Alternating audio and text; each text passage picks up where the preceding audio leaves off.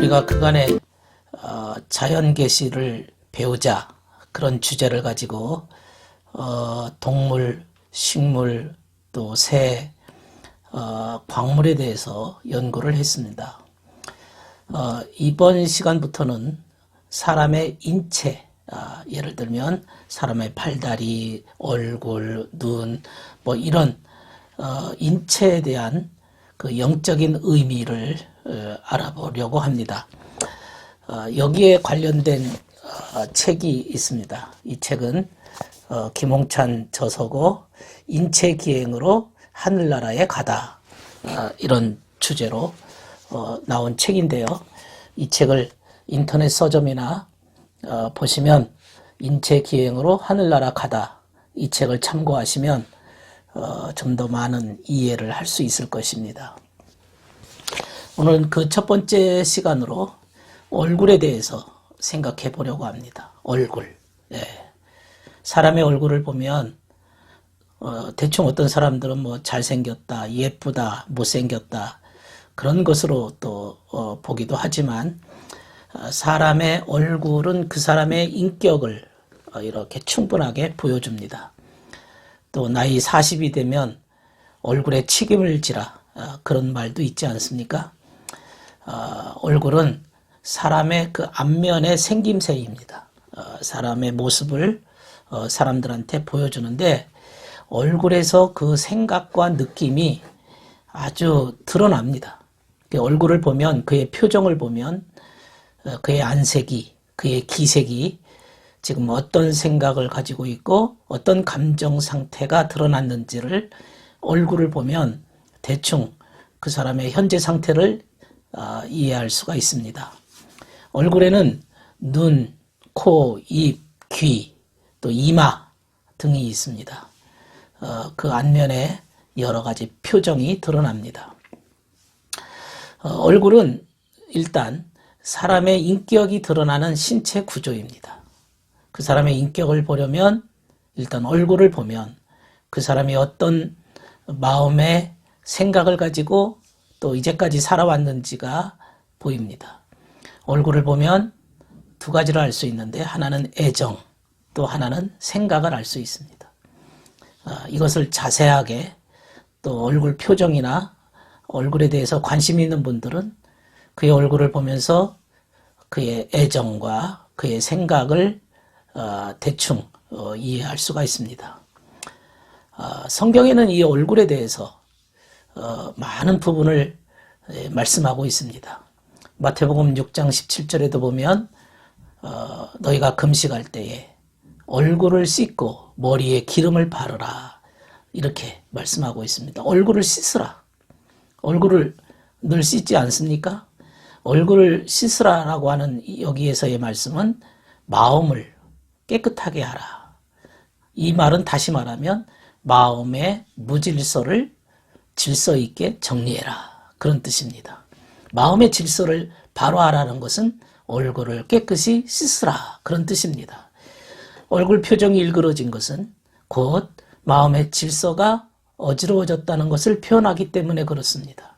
얼굴에는 애정과 생각이 그대로 드러납니다.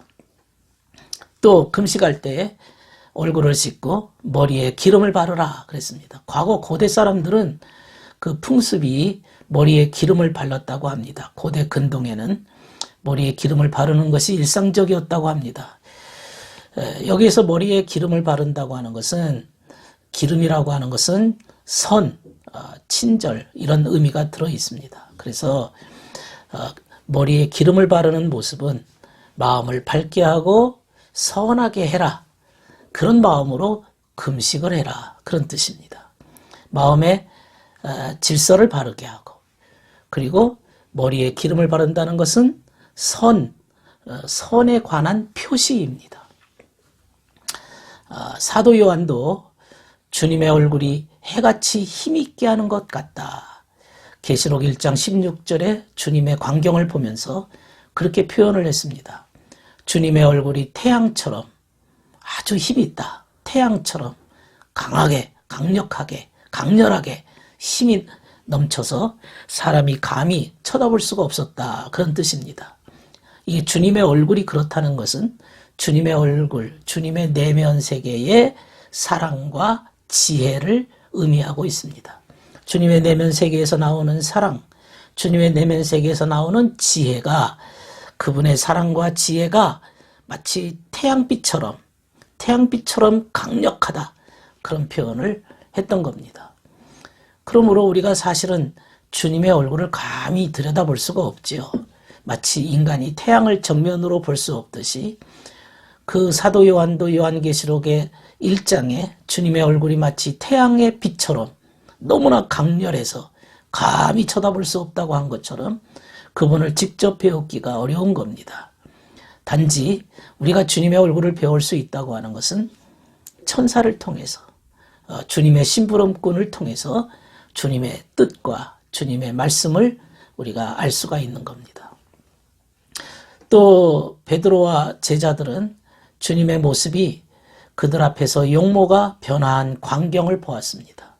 주님의 모습이 용모가 변화산에서 아주 강력하게 변화한 모습을 보았습니다. 그때 주님의 얼굴이 해같이 빛나고 그의 옷은 빛같이 눈부셨다. 마태복음 9장 32절에 말씀하고 있습니다. 이 주님의 모습이, 그분의 안에 있는 그 영광이, 주님의 본체 안에서 나오는 영광이 그렇게 드러난 겁니다.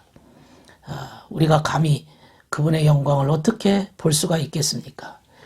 그러나 이 베드로와 그 세 제자들은 그분의 영광스러운 모습을 잠깐이지만은 순간에 영적 시야가 열렸을 때 그들은 주님의 영광을 보았습니다. 그들의 영적인 시각이 열려서 주님의 영광스러운 모습을 보았을 때 너무나도 찬란한 광경이었습니다. 우리도 역시 그 주님의 세 제자처럼 주님의 영광을 보기를 원한다면 우리는 단지 주의 말씀을 통해서 주님의 영광을 인식할 수가 있습니다. 주님의 영광스러운 모습을 보았을 때 베드로는 모세와 엘리야 그리고 주님을 위해서 여기에 초막셋을 짓겠습니다. 그렇게 말했습니다. 아마 베드로는 잠시 혼란을 일으켰던 것 같습니다.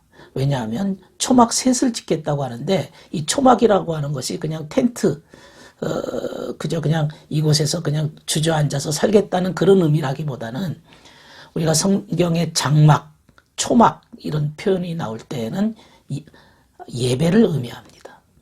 그건 천국을 상징하고 주님께 대한 예배를 뜻할 때 초막이라는 표현을 씁니다. 베드로는 세 분 모두 다 함께 예배의 대상이라고 생각해서 모세와 엘리야와 주님을 함께 세 분이 예배되어야 된다고 생각했던 것 같습니다.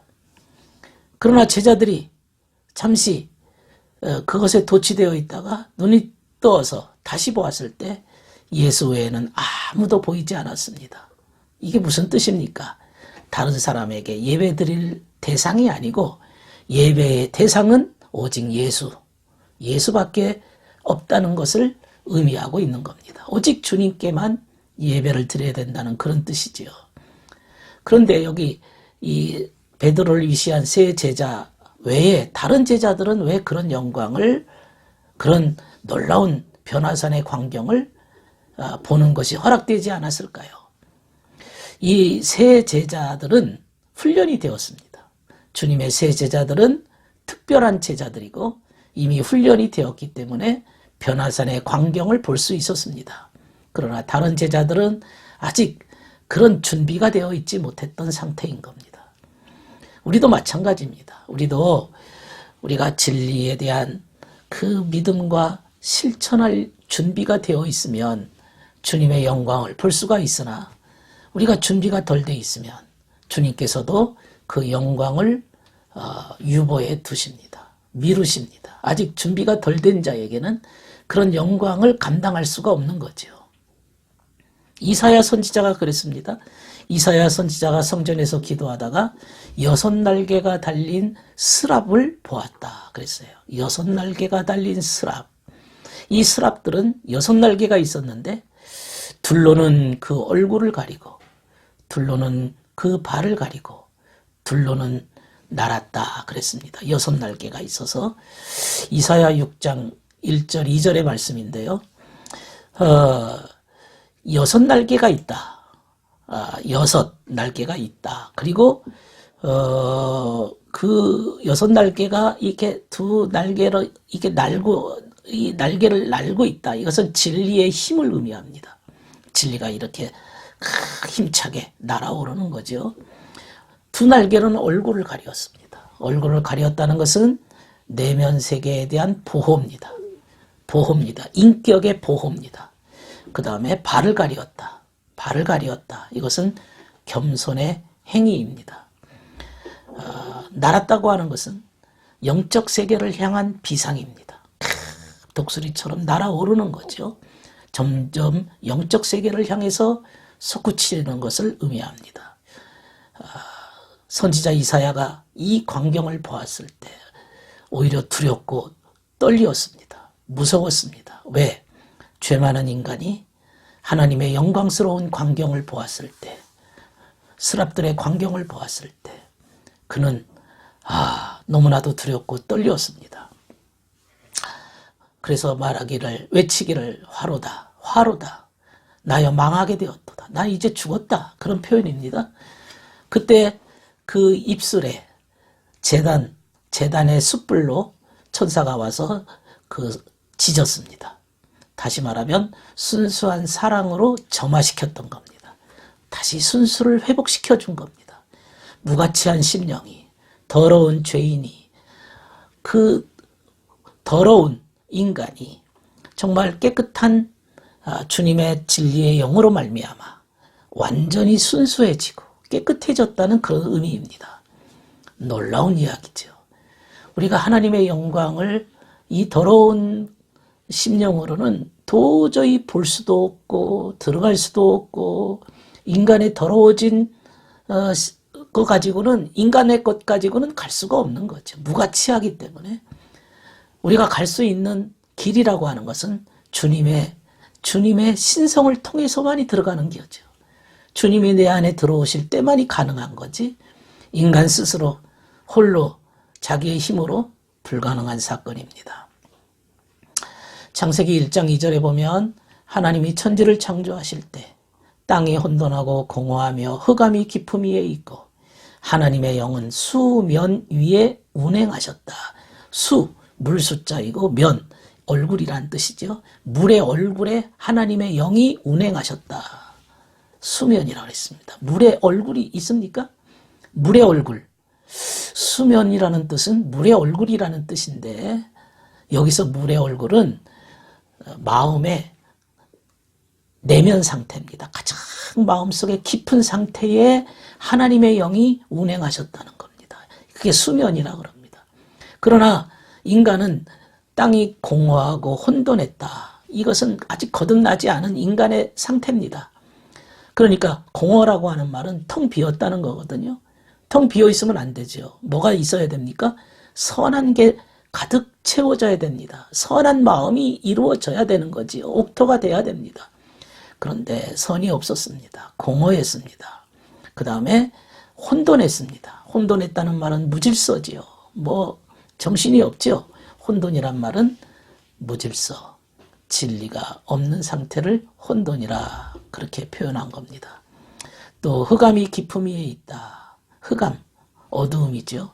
흑암이라는 어두움이 깊다는 것은 그것도 역시 어두움이, 거짓이 가득 차 있다 이거죠. 그것은 진리가 없는 상태입니다. 어떤 거짓일까요? 탐욕으로 인한 인간의 탐욕, 이기심이 얼마나 무서운지 모릅니다. 이기심을 버리기가 어렵습니다. 그 이기심이 너무 깊습니다. 탐욕으로 인한 거짓입니다. 그러나 반면에 하나님의 영이 수면 위에, 물의 얼굴 위에 운행하셨다. 이 말은 진리 위에 하나님의 영이 있다. 하나님의 내면 깊은 곳을 보호하시는 주님의 자비로우심, 주님의 섭리하심이 들어있습니다. 주님께서 인간 내면 깊은 곳에서 역사하기를 원하십니다. 내면이 변화되기를 원하시고 내면의 수면에 운행하시기 때문에 내 안에 있는 양심이나 내 안에 있는 깊은 그 아주 속 깊은 내용들이 주님 앞에서 점차로 밖에까지 영향을 미치기를 원하십니다. 우리의 내면을 보호하시는 주님의 깊은 뜻이 들어 있습니다. 우리가 또 성경을 보면 아담과 하와가 여호와의 얼굴을 피해서 동산나무 뒤에 숨었다. 하나님의 얼굴을 피했다 이거죠. 여호와의 얼굴을 피해서 동산나무 사이에 숨었다. 하나님의 얼굴이 어떤 모습일까요? 얼굴이라는 것은 마음을 의미한다고 그랬고 인격을 의미한다고 그랬습니다. 그 마음의 깊은 세계를 생각과 애정이라고 그랬습니다. 하나님의 생각과 애정이 뭘까요? 그것을 우리는 표현하기를 자비로우심이다. 하나님의 자비로우심을 의미합니다.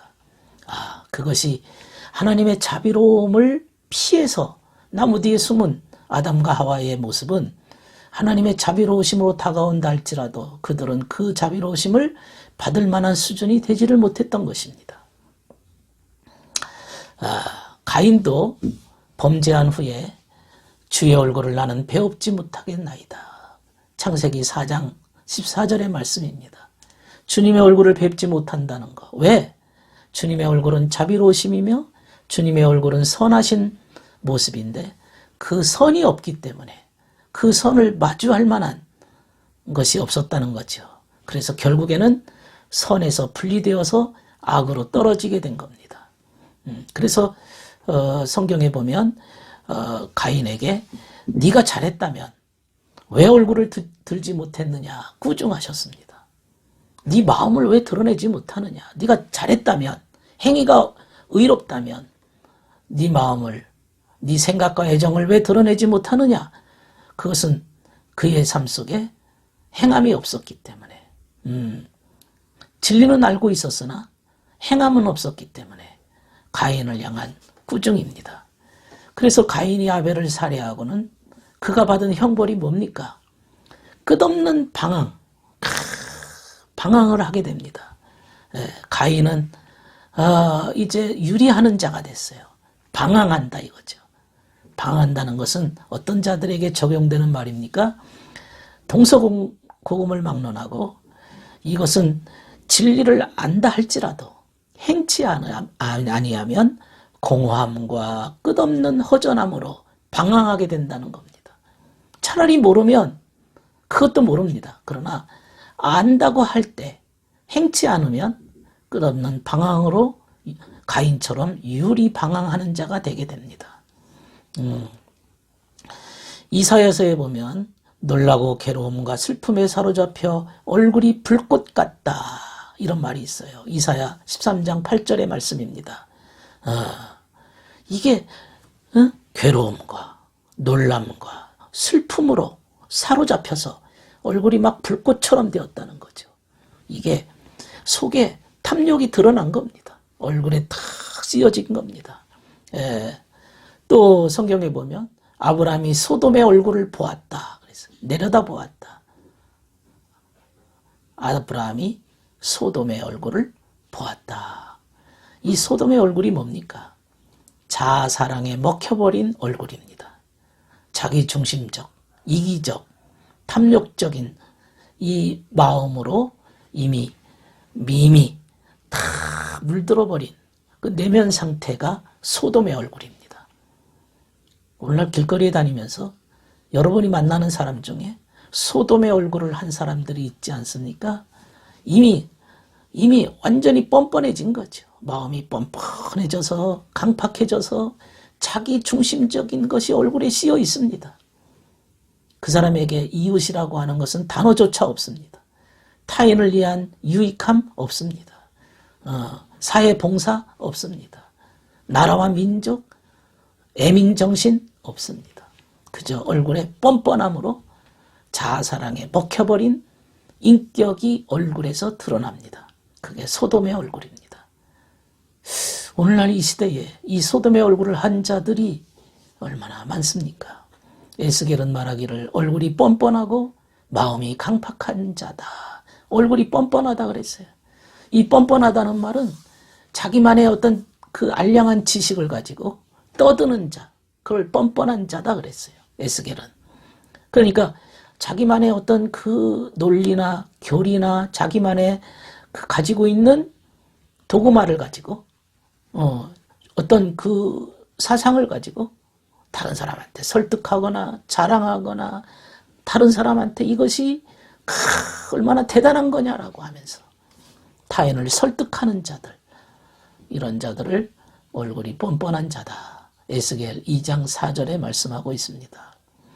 또한 에스겔 3장 8절에도 보면 얼굴이 굳었다, 굳게 하였다, 고집이 되죠. 얼굴이 굳어진 것은 고집으로 완전히 경직된 거죠. 고집으로 그냥 단단해진 겁니다. 얼굴이 굳었다.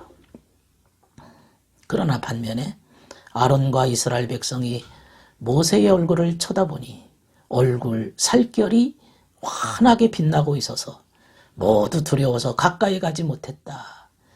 모세의 얼굴, 거기에서 빛이 났습니다. 그 살결이 희기가 너무나도 광채가 나서 사람들이 가까이 가지 못할 정도가 되었습니다. 그래서 모세는 얼굴에 수건을 가리었다. 출애굽기 34장 29절의 말씀입니다. 얼굴 피부가 빛났다는 거죠. 이것은 율법의 속뜻, 정신이 모세 율법의 대표자인데 율법의 정신이 빛난 거죠. 율법 문자가 빛난 게 아니라 그 문자 속에 들어있는 속뜻, 의미가 드러났기 때문에 백성들이 세속적인 마음을 가지고서는 감히 그 앞에 설 수가 없었던 겁니다. 시편 기자는 말하기를 시편 42편 11절에 내 얼굴을 도우시는 내 하나님을 찬송합니다. 내 얼굴을 도우신다. 내 얼굴을 도우신다. 내 애정과 내 생각이 정말 하나님이 원하시는 생각이 되었을 때 그 얼굴을 도우시는 내 하나님을 찬송합니다. 또 이런 구절도 있어요. 야곱이 에서에게 내가 형님의 얼굴을 배운 즉 하나님의 얼굴을 본 것 같습니다. 야곱이가 에서를 오랜만에 만났을 때 첫 마디, 아주 첫 마디가 이 말이죠. 창세기 33장 10절인데요. 하나님의 얼굴을 배우는 것 같다. 이 말은 에서에게서 당신의 얼굴에서 선한 것이 드러났습니다. 하나님의 얼굴을 뵌다는 것은 하나님의 얼굴은 선의 본질이니까 선한 면이 내게 들어왔습니다. 그런 표현이죠. 예. 우리가 얼굴이라고 하는 것이 얼마나 중요한 건지 모릅니다. 시편 기자도 나는 의로운 중에 주의 얼굴을 배우리니 주의 얼굴을 배우리니 깰 때에 주의 영상으로 만족하리라. 시편 17편 15절입니다. 의로운 중에 주의 얼굴을 배우겠습니다. 평화를 의미하죠. 선을 의미합니다. 그러므로 주의 얼굴을 항상 배우는 왜 주님의 얼굴 속에 주님의 자비로우심, 주님의 뜻이 담겨져 있기 때문에 항상 주님의 얼굴을 배우는 자세가 필요합니다. 앞으로 인체편을 계속 성경 속에 들어있는 구절들을 찾아서 함께 연구해 보려고 합니다. 이 인체편을 통해서 진정 우리가 어떻게 해야 주님에게 점점 더 주님의 깊은 섭리와 뜻을 이해할 수 있는가를 배울 수 있게 됩니다. 앞으로 이 말씀을 더 귀 기울여 주시고 경청해 주시기를 바랍니다. 감사합니다.